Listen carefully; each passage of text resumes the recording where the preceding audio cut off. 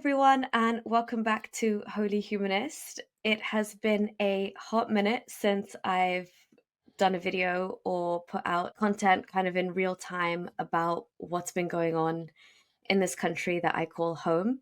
So I'm joined today for a quick kind of rundown on the state of affairs and what's been happening and what my fears are for the future and things to look out for with the one and only Haris Sultan. Haris, how are you today? Welcome back. Thank you very much for having me. No, thank you for being here. So the reason I wanted to have a quick chat with you is obviously, as you know, I am quite busy in life and I don't do this full time. But I'm sure as many of us do, trying to keep up with the news these days and events as they unfold, I would say it's fair to say that I've got a little bit of political fatigue from trying to keep up with everything, not just in like nationally, but internationally as well. But the reason I thought it would be good to have a chat with you is because I think that we can have a discussion in terms of, in general, the direction that we see the West going in, because I feel like when you and I cover certain issues or we talk about things that are particularly concerning about Islam and we frame them in the context of the UK, it is very much like an issue of the hour because it's happening around us. I'm directly affected by it. But that's not to say that I don't see the same thing happening in other countries, namely Europe, but also as far as down under. So I kind of just want to start with the fact that, for example, going back to my university days, for example, I was exactly what I see in some of these people with hardcore liberal values, if we can call them that. Like I was a progressive.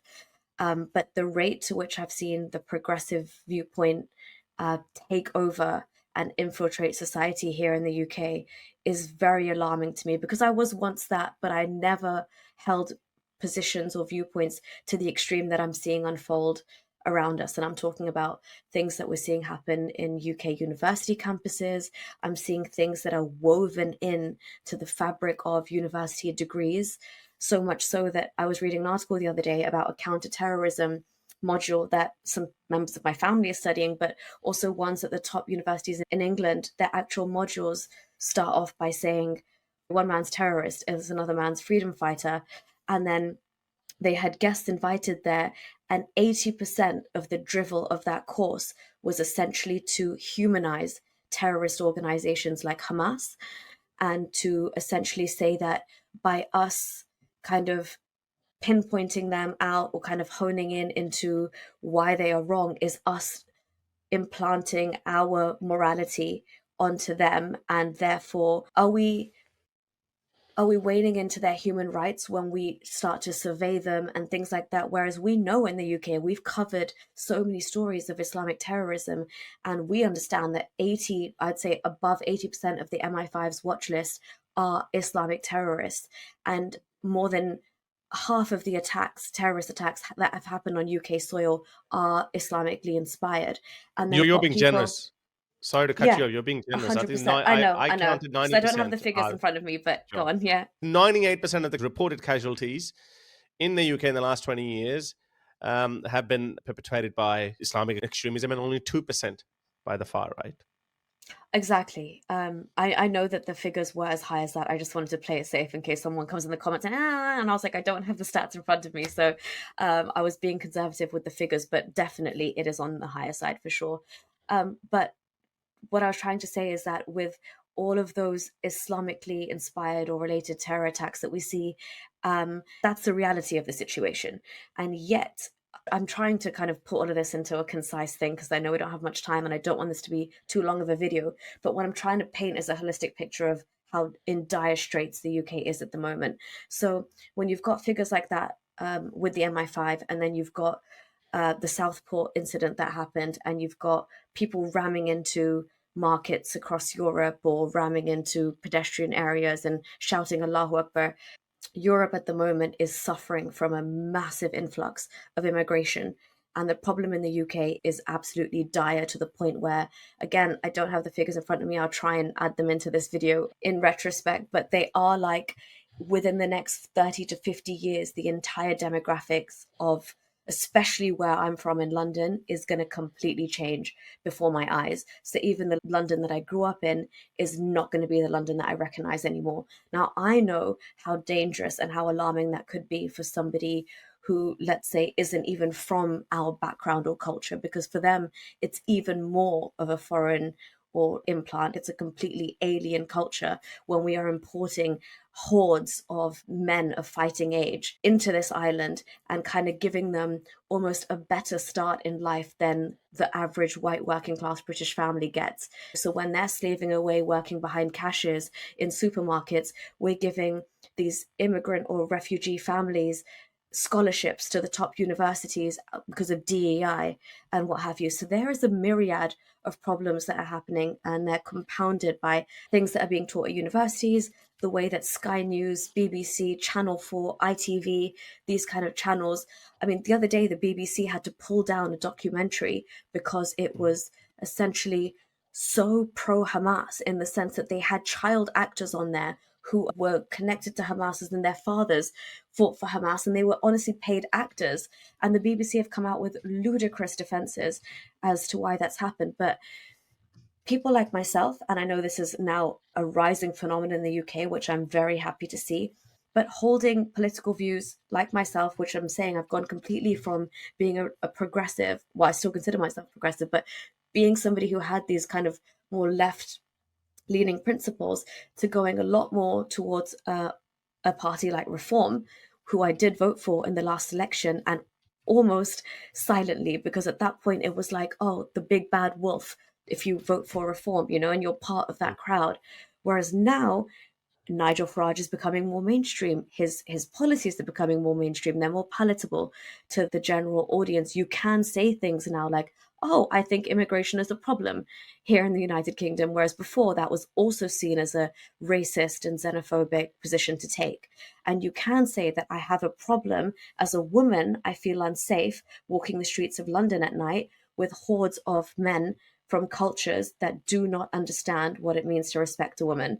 And that is a problem for me. And I should be allowed to say these things without cowering away out of reprisal of, will I lose my job over this? Will I lose my family over this? Am I going to be, essentially a social pariah in my circles for saying this?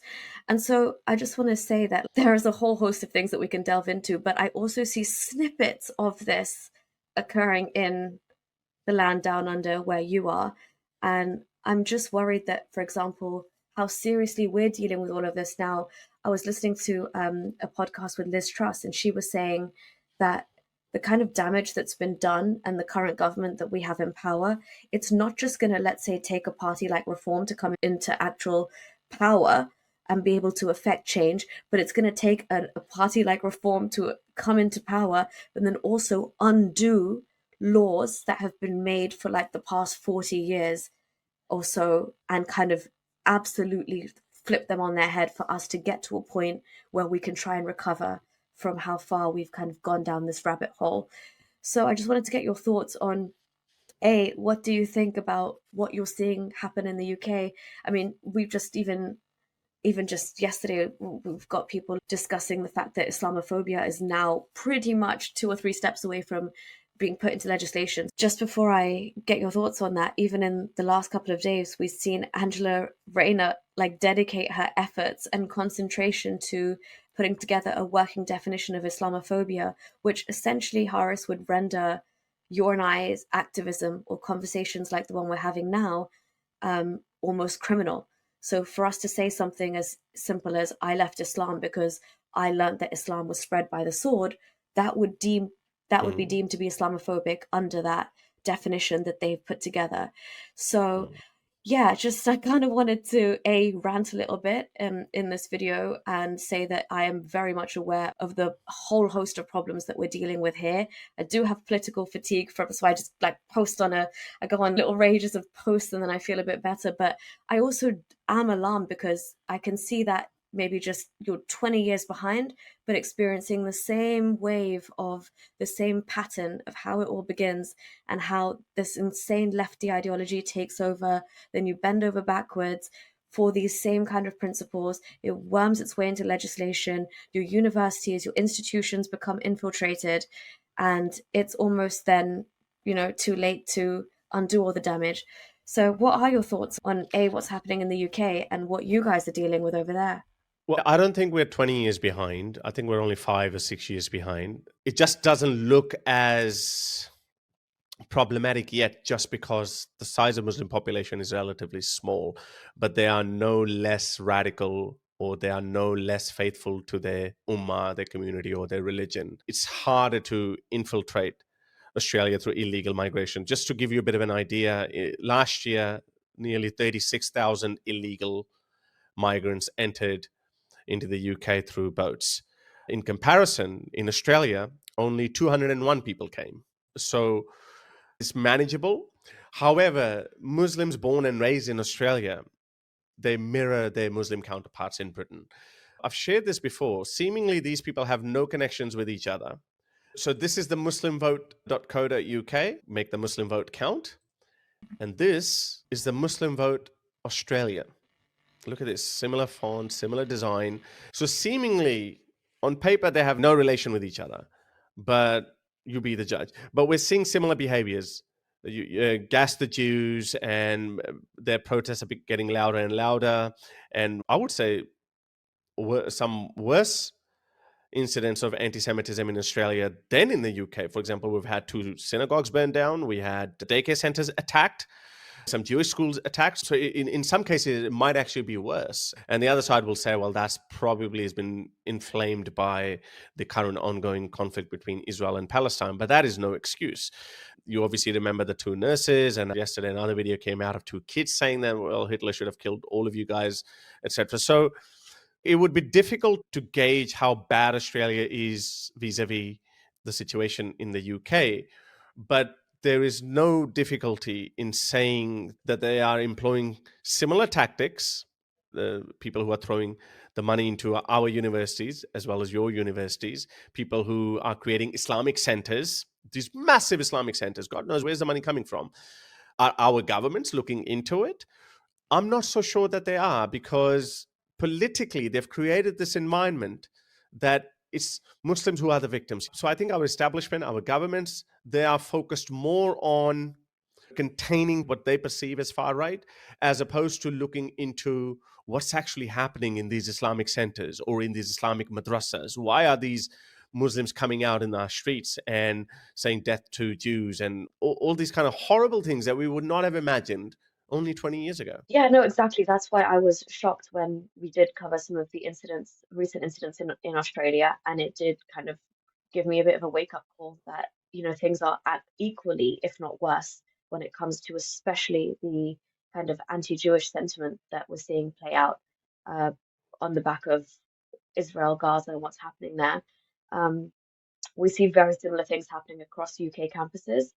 And that's, again, you can either put it down to this fervor that has spread through the Muslim Ummah, where every Muslim wants to become an activist now to free Palestine, and they think that their way to do that is going to affect change, really. And no matter how intimidating it is for Jewish people, they will continue to do that.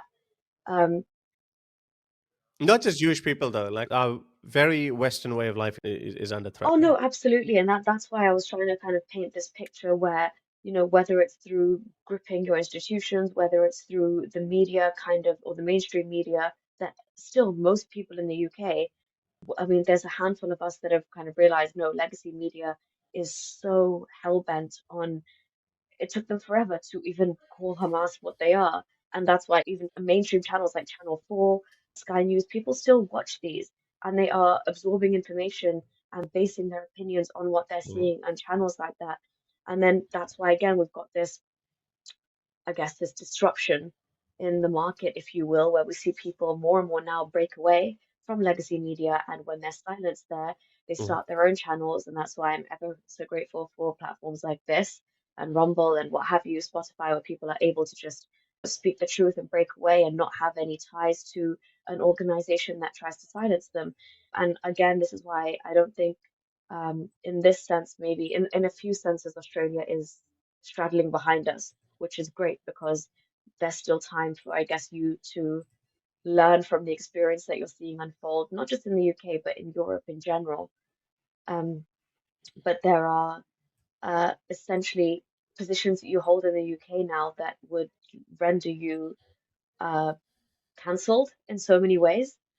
The fact that if you seem to be coming from a position that the general collective public is not okay with, the government that's in power. Over the last few decades, the dominant position in UK society is to be heavily cautious when it comes to offending Muslims or speaking about Islam. And these things have become so normalized that now it's absolutely normal for a FA Cup football match to pause, to take a break so that Muslim footballers can break their fast, and the rest of the world just sits there and we wait. Hmm. And again, if you have a problem with that, you're the weird one. Notwithstanding the fact that we are supposed to be a secular country where this stuff shouldn't happen, we shouldn't be making concessions left, right, and center. We've got the royal family, we've got the king and queen of this country packing dates and then sending a Ramadan message. And I didn't comment on that. It did irk me, but I didn't comment on it just because I gave them the benefit of the doubt that they would do the same thing for Hanukkah or Passover or Diwali or what have you. And so I'm waiting to see messages now for every single holiday during the year, keeping an eye out.